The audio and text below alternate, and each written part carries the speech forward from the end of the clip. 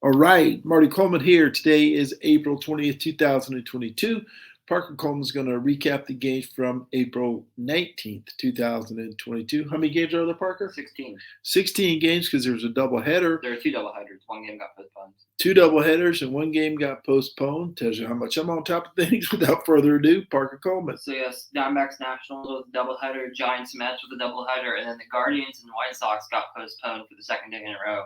There's a doubleheader that's going to be in June or July, and then there's a doubleheader being played today. And based off of the score I saw, it's already going to be an interesting thing to talk about. But first, we got the Diamondbacks and the Nationals, and we've got some good games to talk about coming up, so I think we should get through this one as soon as possible. Varsho homers to give the Diamondbacks a 1-0 lead. Little did the Diamondbacks know that would be the only run they score on the day in two games. Alcides Escobar reaches on an air in the bottom of the fifth. Robles doubles, scoring Escobar. Hernandez doubles, scoring Robles. It's 2-1 Nationals lead. In the bottom of the sixth, Cruz and Bell single, and then Michael Franco hits an RBI single. Bottom of the eighth, Soto is hit. Cruz reaches on catcher's interference. Bell hits an RBI single, and Ruiz hits a sac fly, making it 5-1. Thomas walks, and one last run scores on Alcides Escobar single. The Nats win 6-1. Josiah Gray, he had been looking pretty disappointing in 2021. However, he has looked pretty good start this season. Now, of course, he just played the Diamondbacks, but he went 5 1/3, gave up 3 hits, 1 run, 8 strikeouts, 2 walks. Bell went 2 fourth in RBI. Hernandez went 1 4th in RBI double. Those are your 3 stars. Cesar Hernandez, because there are 2 Hernandezes in the national lineup. 1 run, 6 hits, 2 errors for the Diamondbacks, 6 runs, 7 hits, no errors for the Nationals. Mets Giants. This was the other day game, as the Mets enter this game at 7-3. Giants enter this game at 7-2. Cobb versus Migo. Marte walks, steals second, scores on a wild pitch, make it 1-0 Mets in the bottom of the first. Jock Peterson homers, tied at 1 in the top of the second. Estrada, Duggar, and Bossler all single for a second run. It's 2-1. In the top of the third, Yastrzemski and Belt reach on a single and a walk. Both move over with a wild pitch. Crawford gets a 2 RBI single. Davis, that's 4-1. And we get to the bottom of the fifth as J.D. Davis singles. McCann doubles. Both score on a McNeil double. And then Lindor's double ties the game at 4. It's tied for 5 more innings. We go to the bottom of the 10th as the Giants can score on the top of the 10th. And after Starling Marte walks, Lindor walks it off with a single, scoring the ghost runner. And it's 5-4, a win for the Mets in the doubleheader. Giants dropped this game. This would have been a game that they probably would have wanted to take. 2 for 5, double, 2 RBIs, walk-off RBI. Lindor was the first star. McNeil was 1 for 5, 2 RBIs, double, second star. Crawford was 2 for 5 with 2 RBIs. He was the third star. 4 runs, 9 hits, 1 error for the Giants. 5 runs, 8 hits, no errors for the Mets. 10 innings, game 1 of a doubleheader. This game was pretty crazy to start off, but after the Yankees bullpen came in, it really stopped being crazy. Well, it was good that the Yankees bullpen did so well, but it wasn't like crazy with how it was going on. So you sent me the crazy balk that Ronnie Garcia threw that went about 12 feet. You didn't see something worse happened in the top of the first. So Hicks singles, Rizzo and LeMahieu walk, the bases are loaded. 2 outs, 3-2 counts. The ball is popped up on the infield, and both Tyler Alexander and Garneau drop the ball. So it goes out of Alexander's glove, and Dustin Garneau can't get it. So 2 runs score. That was the Tigers' defense. That was definitely costly. A, they only lost by 2 runs, and B, I don't know a whole lot about Tyler Alexander. I know he's been on the Tigers for a few years. I don't know how long he was going to go, but his pitch count was wild. And in the top of the second, after Kiner Falefa walks, steals second, he goes to third on a ridiculous balk that we mentioned, and he scores on a Hicks sac fly. So it's 3-0. But guess how many innings Garrett Cole went yesterday? 2 1/3. 1 2/3. I saw he had like 60 pitches, with like the bases loaded and 1 out, and I was like, wow, it might not be a very long night for Garrett Cole. Well, it probably felt like a long night, but innings-wise, it wouldn't be. As Cabrera singles, Badu, Barnhart, and Castro all walked for the first run. So he walked 3, and then a sac fly for Grossman makes it 3-2. And Cole can make it out of the second inning. He's really struggling. That's a bit of a conversation that's going around now. They're like, why are you going to be worried about him? I personally think it's 2 or 3 starts. Yeah, it's probably 3 because they have 11 games played. So I'm not going to go crazy about him. But if he's still like this in May, then there'll definitely be something to think about. And then after the second inning, there's no more scoring to the top of the ninth as Hicks and Rizzo both walk. LeMay hits an RBI single. The Yankees win 4-2. And I will say that this was one of the hardest I've ever had coming up with 3 stars because no pitchers went far in a 4-2 game. With that error, there was only 2 RBIs for the Yankees. So I went with Hicks as the first star, who was 1 for 2 with an RBI and a sac fly. LeMay was the second star. He had the other RBI, who was 1 for 4. Counter Falafel went 2 for 3. 4 runs, 6 hits, no errors for the Yankees. 2 runs, 4 hits, 1 error for the Tigers. Cardinals, Marlins. And Pujols, he is back up to 100 WAR. His WAR had been steadily going down in his time in Los Angeles, but he's had a pretty hot start to the season, so his WAR is back at 100. So good for him. Speaking of Pujols, he was running a whole lot yesterday. He doubled, and then he scores on a Paul DeJong double. Molina reaches on Chisholm's air, scoring DeJong. It's 2-0. And the top of the third, Goldschmidt doubles, O'Neill singles, scoring him. O'Neill's thrown out at second. Pujols singles, and he scores on an Edman triple. So that makes it 4-0. Goldschmidt singles, O'Neill walks. Goldschmidt's out on a sac fly. Or not on a sac fly, on a fielder's choice. I don't know where I got sac fly from, but Goldschmidt was going home, and he was out on the fielder's choice. Then Edman singles, scoring O'Neill. That's what I meant to say. So it's 5-0. Brian De La Cruz gets the Marlins on the board with a solo shot, making it 5-1, but that's the score that the Marlins lose at. Cardinals are 6-3, Marlins are 4-6. It's 5-1 the final score. Wainwright went 5 1/3, 1 run, 6 strikeouts, 2 walks. Edman was 2 for 4 with a triple and 2 RBIs. Pujols was 2 for 3 with a double. 5 runs, 8 hits, no errors for the Cardinals. 1 run, 8 hits, 2 errors for the Marlins. This game will go by quick. Like I said, in the first game, the Diamondbacks only scored 1 run in 18 innings yesterday. It's the second 1-0 game of the season, and it's the first one that happens in 9 innings. The other one was the Guardians and the Royals, and that was in 10 innings. Juan, is that how you say it? His name is spelled Joan. Yoan? I'm not sure. Yoan Adon, I'll call him Yoan, and Tyler Gilbert are pretty much dueling entering the 6th. Robles singles, and Cesar Hernandez gets an RBI double, give the Nats the 1-0 lead, only run of the ballgame. Gilbert was pretty good, but this kind of knocks him out, as he had a high pitch count anyways. But in the top of the ninth, the Diamondbacks are hurt. As Peralta singles, Walker walks, that's kind of funny, and then Smith singles to load the bases with no outs. So you're thinking, there's no way they can mess this up, right? Well, Seth Beer strikes out, start off, and if Seth Beer strikes out, then the rally's going nowhere because Seth Beer is the only guy who could hit anything on the Diamondbacks. McCarthy would pop out to third base, so it wasn't like a run could get driven in or anything. And then Alcantara would fly to deep. Diamondbacks waste a bases loaded no out opportunity in the top of the ninth and lose the game 1-0 to the Nationals. Adon was the first star easily. He went 6 1/3, 3 hits, 5 strikeouts, 2 walks, no runs. Hernandez 1 for 4 with a double and an RBI. He was the second star. And then Tyler Gilbert went 5 2/3, 3 hits, 1 run, 3 strikeouts. He was the third star. 0 runs, 5 hits, 1 error for the Diamondbacks. 1 run, 4 hits, no errors for the Nationals. This game was low scoring too, and there was a bit of a weird call by Angel Hernandez. And it's something. Shocker. And it's not a bad call by Hernandez, but it feels like it's something that's not enforced really. So it's kind of like, I don't know.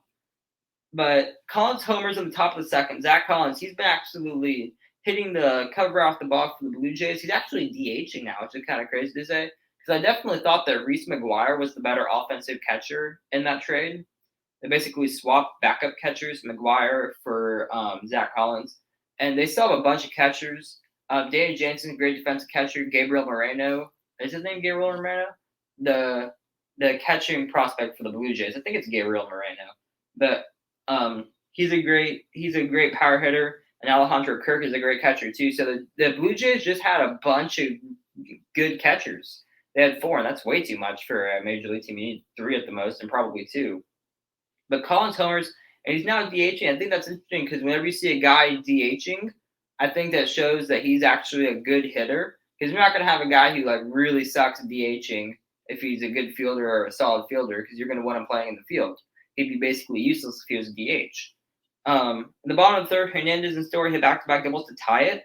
Kikuchi goes 5 solid innings, but he like licked his fingers, and Angel Hernandez called ball 4 from first base. I've never seen it before, and I don't think it's a very enforced rule. But I mean, I guess he got the call right, but it's kind of like something you don't really enforce. You know what I mean? So it's tied 1-1 going into the 7th. Dahlbeck reaches on a Bo Bichette air, and this is what I was talking about when I was talking about the Blue Jays in the series preview. One air can make the whole difference. As Dahlbeck would go to second, he would reach third on a ground out. Connor Wong, making his Red Sox debut this season, would hit a sac fly for the lead, 2-1, and that'd be it. As the Blue Jays lose to the Red Sox 6-5, or not 6-5, sorry, 2-1. The Red Sox are 6-5 after this. That's what I was looking at. Yimi Garcia got the loss, even though he didn't give up a hit.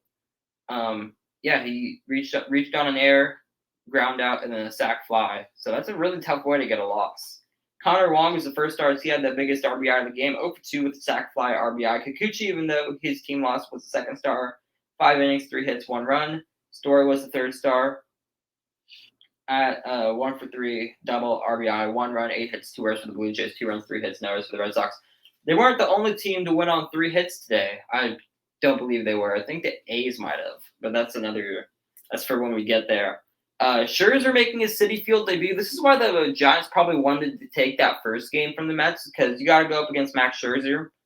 And it didn't go too well for them. In the bottom of the third, Lindor doubles, Alonso walks. This is game 2 of the doubleheader. 2 score on an Escobar double, and Dom Smith's RBI single makes it 3-0. At the top of the 6th, Yastrzemski and Belt walk to get 2 on. Darren Ruff hits an RBI single. Though it's the only blip for Scherzer. He goes 7 one-hit innings. 7 innings, 1-hit baseball, I should probably say. In a Citi Field debut, the Mets sweep the doubleheader. Scherzer was easily the first star, 7 innings, 1 hit, 10 strikeouts, 3 walks. Escobar was the second star, 2-for-4, 2 RBIs in the double. Smith was the third star, who was also 2-for-4, but he only had 1 RBI and no doubles. 1 run, 2 hits, no errors for the Giants. Tough night for the Giants yesterday. It is early in the season, so it's probably going to be a distant memory in September. But you definitely kind of wish that you had the first game, especially when you're going up against Scherzer in the next game. 3 runs, 8 hits, no errors for the Mets. Rays Cubs. This game was pretty interesting. It was pretty close all the way through. In the top of the second, Yandy Diaz doubles, eventually scores an Amargo ground out, 1-0. Walls walks, and Franco homers, making it 3-0. Ramirez and Diaz walk. Lau gets an RBI single, making it 4-0. But the Cubs try and come back. Happ singles, Schwindel doubles, scoring him, and then Wisdom homers, making it 4-3. At the top of the 7th, Walls triples, a Rosarena double, scoring him, and then Ramirez with single, scoring Rosarena. It's 6-3, but the Cubs will try and rally in the bottom of the 7th. Frazier is hit, Horner triples, and he later scores on a wild pitch. However, the Rays hold on, win 6-5. Franco threw 5 home run, 2 RBIs, or no, home run double, 4 RBIs. Lau was 2-for-4 with the RBI. Walls was 2-for-3 with a triple and a walk. 6 runs, 10 hits, no errors for the Rays. 5 runs, 5 hits, no errors for the Cubs. Pirates versus Brewers. This game will go pretty quick because there are a lot of solo home runs here. McCutcheon would walk to Les homers, making it 2-0. That wasn't a solo home run, but it was a home run. Kane would reach on an air. Caratini would walk, and then Colton Wong would double, scoring both of them. It's quickly 4-0. At the top of the 6th, Vogelback homers, making it 4-1, gets the Pirates on the board. Van Meter homers, making it 4-2. Van Meter didn't really improve when he was leaving teams because he went from the Diamondbacks to the Pirates. So just kind of not very fun, probably. I mean, he is a major leaguer, and he's probably making some pretty decent money, but team-wise and winning-wise, probably not that fun. Renfroe homers, making it 5-2, and that was it. The Brewers win 5-2. Corbin Burns looks very good. I mentioned in the season opener that he had gone he struck out 60 batters last year with that walking one. So the season he walked the first batter that he saw. He looked more like he did last season. He went 7 innings, 4 hits, 2 runs, 10 strikeouts. Tellez went 1 for 3 with 2 RBIs and a home run. Colton Wong went 1 for 4 with 2 RBIs and a double. 2 runs, 4 hits, 1 error for the Pirates. 5 runs. Oh, it was the Brewers who won with 3 hits. 5 runs, 3 hits, no errors for the Brewers. Wow.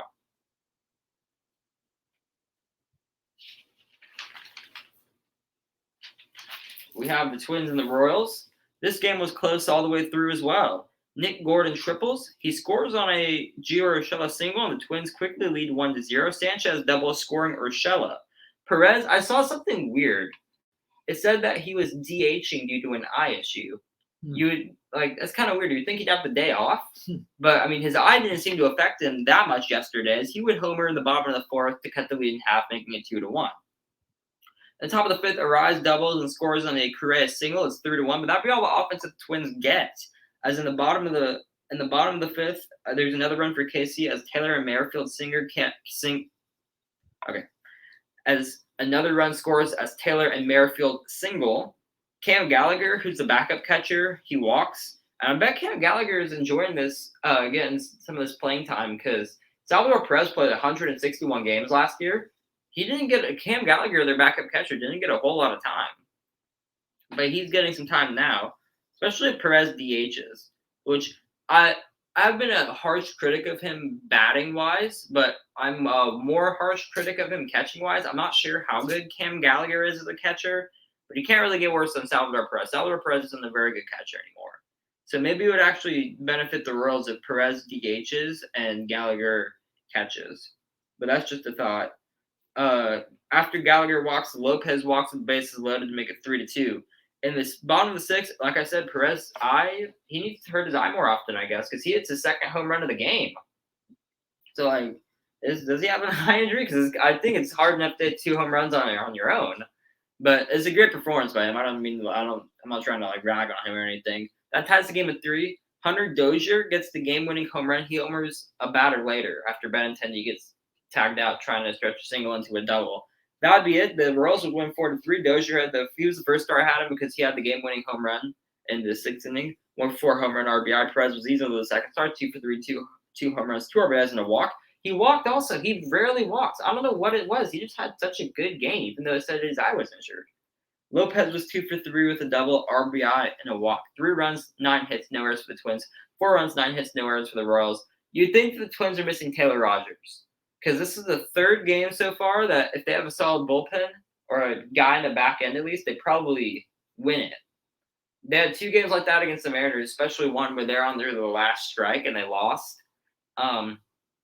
But the Twins could be 7-4 now instead of 4-7. It doesn't seem like a whole lot, but those losses can add up, especially if you have division aspirations like the Twins apparently did after the offseason. So these losses add up, especially with the White Sox being a very good team. The Tigers, I'm not sure about them. They're kind of playing. They're kind of underperforming. I'd say the Guardians look pretty good, and the Royals haven't been playing. Besides their 5-game losing streak, they haven't been playing too bad at baseball. They're 4-0 besides their 5-game losing streak. But the Royals, I think they definitely look better. I think the Twins, they shouldn't have traded Rogers for Paddock. Like I said, I don't really get it because they have some solid starting pitching. That's what it shows you. But their bullpen, 3 of their 7 losses have been on the bullpen. Astros Angels, this game was not very fun for Astros fans, especially since it wasn't one of those losses that were just over and done with after 3 hours. It dragged on and on. And it was 3 hours and 45 minutes. So in top of 2nd, Suzuki walks, Adele doubles, and Marsh hits a sac fly. Brantley tries to double off Adele. It's a smart play by Brantley, but Diaz can't handle the throw. Almost another bad mistake by Joe Adele. In the bottom of the 3rd, Penny would reach on catcher's interference after McCormick singles and gets thrown out at 2nd trying to steal. Bregman would double to tie the game, and it'd be 1-1 going to the 4th as Duffy would walk. Mayfield would single. He's out at 2nd. Maybe the Astros can get out of it, but Adele singles, scoring Duffy and giving the Angels the lead 2-1. And then it just absolutely the wheels fell off, the trunk fell off. If we were a car, we'd be like an engine just rolling around in the street. As 4 straight singles lead to 2 runs. The 4 singles were by Taylor Ward, Anthony Rendon, Matt Duffy, and Jack Mayfield. Matt Duffy, he's kind of hot to start the season, at least with when they're playing the Astros. But I feel like every single time he gets a hit or he reaches base. And there was one game the other when we were in Anaheim where he was like 3 for 4 or something like that. I didn't think Matt Duffy was able to hit 3 for 4 anymore. Now he is batting 400 10 games into the season, so that's obviously not going to be sustainable. He hasn't looked too bad to start off the season. Then Suzuki doubles, making it 6-1. So this is basically like disaster mode. And then March singles off the new pitcher Abreu, making it 7-1. And I mean, the Astros fans did get something cool to cheer for because Jeremy Pena in the bottom of the 7th hits his second home run. It wasn't a bad hit. Of course, no one's gonna care, obviously, and rightfully so, because the Astros lost 7-2. That'd be the final score. But it was a good hit by Pena. And this is also another fun fact: Jeremy Pena is in the 99th percentile for defensive shortstops. And that's kind of the crazy thing, that I was one of the few Astros fans that weren't losing their mind when Correa left, because I was like, Jeremy Pena is very solid. I just think missing him on defense is going to hurt. Jeremy Pena has been a very, very good defender. But this is about the Angels, and the Angels deserve some credit. They got 13 hits last night. They played really, really well. And, there's not really a whole lot to say. They just got a bunch of singles, and that's not a bad thing. It was just a really solid ball game for them. March was 1 for 2 with 2 RBI, sac fly, walk. He was the first star. Suzuki was 1 for 3 with 2 walks, 2 RBIs, and a double. He was the second star. Maybe he should be this first star, but I mean, March, Suzuki, I think Angels fans are just happy that I'm giving him credit.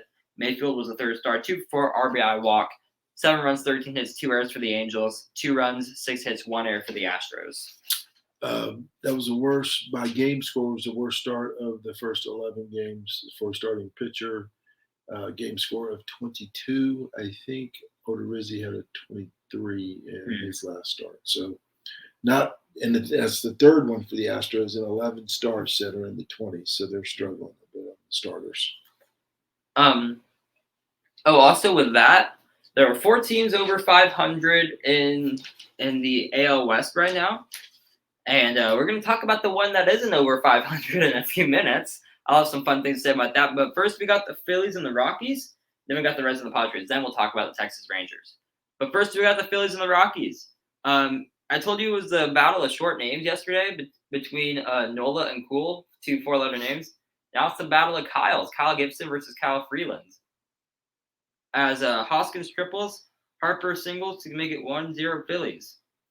In the top of the 4th, the Phillies get more runs, or another run, I should say, as Remuto singles, Alec Boehm walks, RBI single for Matt Vierling.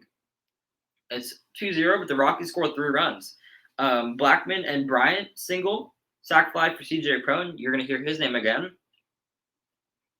And Grichuk and Diaz would single, both of them RBI singles after Rogers walks. It's 3-2. In the top of the 6th, Remuto singles and Schwarber homers for the lead. It's 4-3. However, in the bottom of the 7th, CJ Cron would strike as Blackman walks, Bryant singles, and Cron homers. CJ Cron is the most homers in baseball. 6. And I can't say that I predicted that to happen. I don't think it'll stay like that, but it's still a crazy statistic. In the bottom of the 8th, Remuto doubles, Schwarber hits an RBI single, but the Phillies lose 6-5, and it's a pretty disappointing series loss for the Phillies, I'd say. Maybe they could salvage a game today, but it's just kind of like you kind of want to beat the Rockies. I know they're playing solid baseball, but you kind of want to beat the Rockies in Coors Field, especially if you're offensive driven. Cron was the first star, easily 1 for 2 with a home run, walk, sac fly, and 4 RBIs. Schwarber was 2 for 3 with 3 RBIs and a home run. He was the second star. I gave Freeland the third star. It might have been able to be Gibson because Gibson wasn't bad yesterday. I gave Freeland the third star because his team won. 5 innings, 6 hits, 2 runs, 3 strikeouts. Freeland looked pretty good. And he also signed an extension with the Rockies before this. So good for him. 5 runs, 11 hits, no errors for the Phillies. 6 runs, 8 hits, no errors for the Rockies. Okay, so do you want to know why baseball is so cool? Why is that? Because of what I'm about to tell you. Okay. So do you remember how the first inning was for the Reds Padres yesterday? No. Bam homered in the top of the first. In the bottom of the first, Austin Nola singled and Machado homered. Exact same thing happened. In the top of the first, Pham homered again. And then in the bottom of the first, Nola, the leadoff man, singles. and then Machado homers to make it 2-1. It's crazy. It was I hadn't seen anything like it in a little while. But there's more stuff going on in the first, and I promise you, this is not Tommy Pham recaps, but he's on the news again, and it's because of this. After Voit walks, Profar doubles, and Voit is out at home by a mile. He tried to go around, but he collided with Tyler Stevenson, and Stevenson now on the 7-day IL. Tommy Pham offers to fight Luke Voit after the first inning collision, saying it was dirty as F. Luke Voit thought it was a clean play. I mean, obviously, that's what both sides are going to think. It's kind of like saying, wow, one side of the political party thinks they're right. The other side thinks they're right too. Like, obviously, one's going to say it's not dirty. One's going to say it is. But even though Voigt's thrown at home, Hosmer's RBI single scores Profar is 3-1 Padres going into the second. In the bottom of the fourth, Hosmer singles again. Myers doubles him in, making it 4-1. Jose Azocar, rookie, he gets an RBI double, making it 5-1. Garcia doubles and Farmer singles for an RBI, making it 5-2. That was about the last highlight that the Reds had last night. That was a bit of a tongue twister. At the bottom of the eighth, Cronenworth is hit. Profar walks. RBI ground out for Hosmer. The Padres win 6-2. And I guess there's some bad blood between them.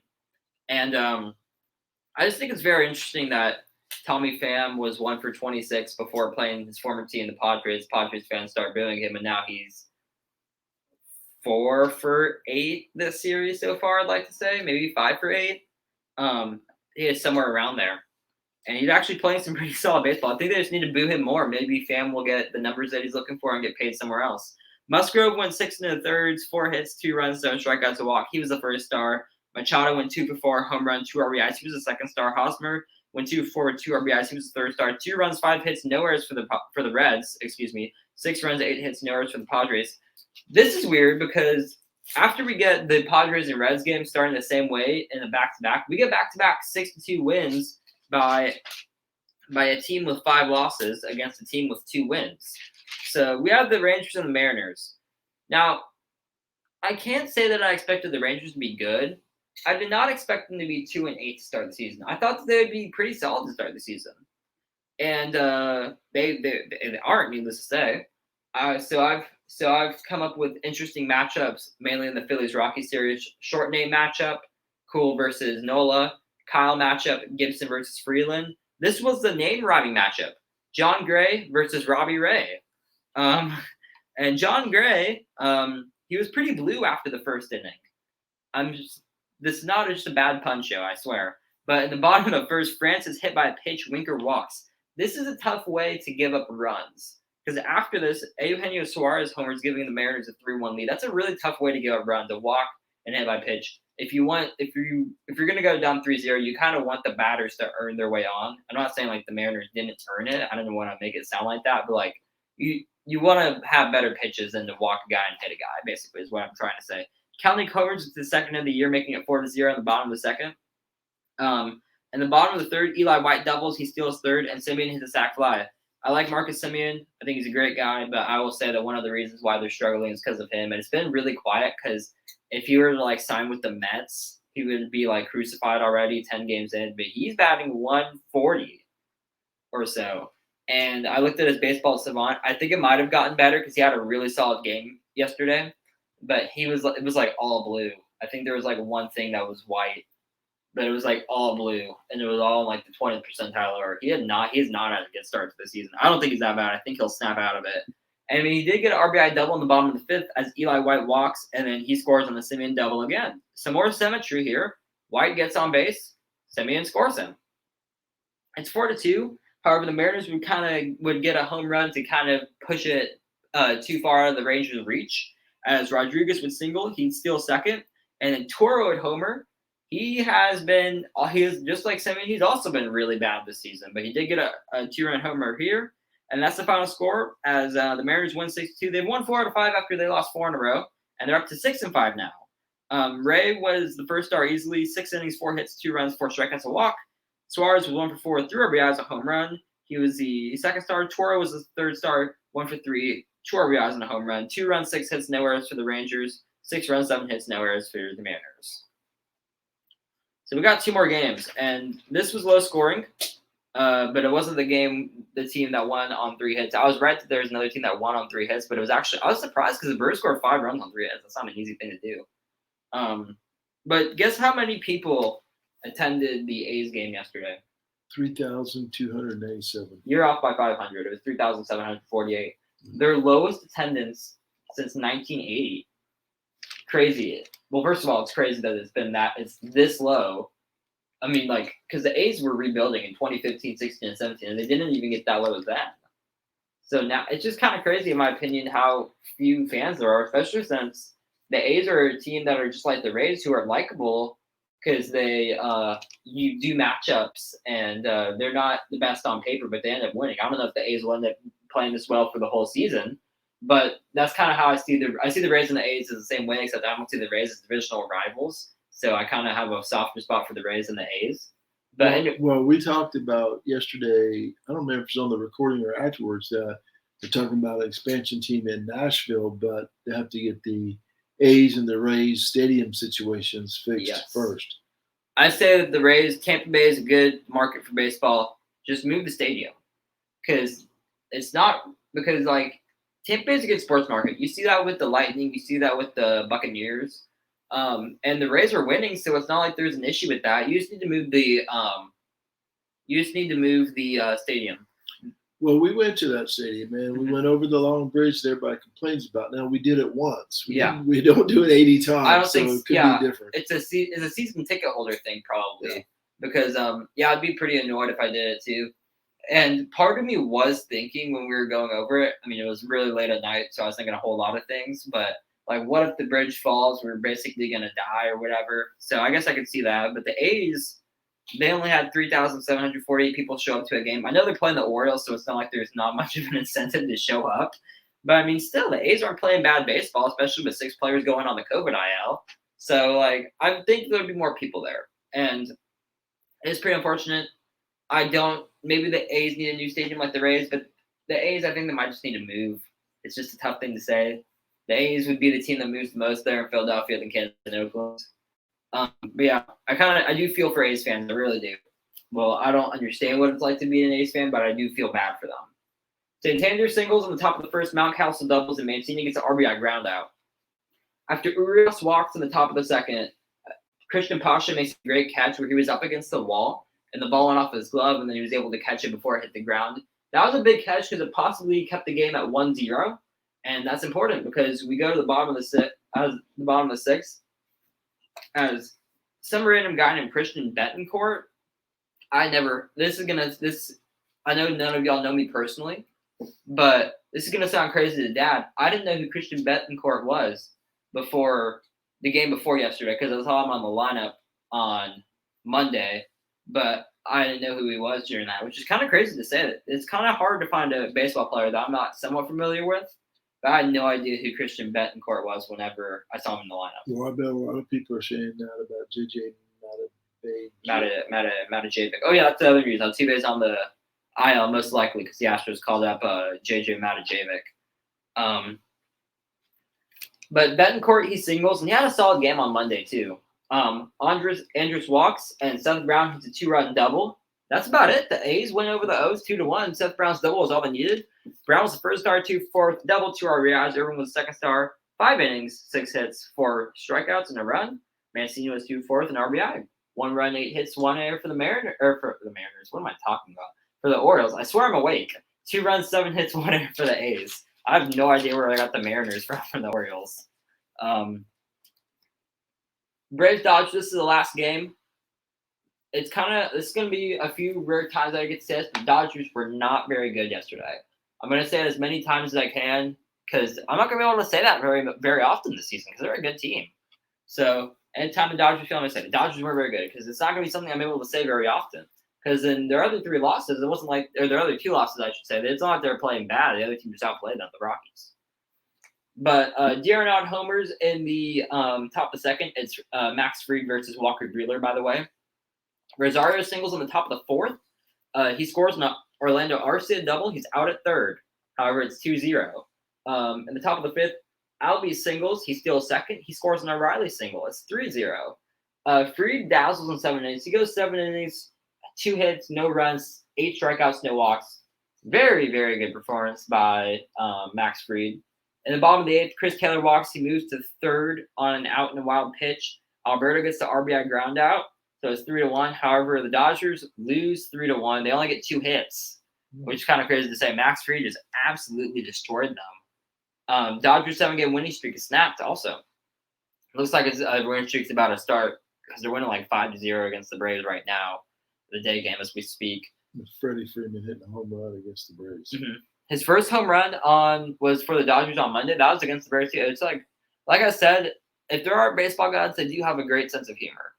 Fried was the first start easily. He went 7 innings, gave up 2 hits, no runs, 8 strikeouts. Also, the baseball gods were pretty lazy with the Fam Machado thing. Like, if they were controlling everything, it was like, why is it the same as that time? Or maybe they just want to screw with us if there are baseball gods in air quotes. D'Arnaud was the second star, 2-for-4 home run RBI. Riley was the third star, 2-for-4 and an RBI. 3 runs, 12 hits, no errors to the Braves. You might think that the Braves should have scored a few more runs with 12 hits, but I mean they won, so it's fine. 1 run, 2 hits, no errors for the Dodgers. That is it. I have 15 games to do.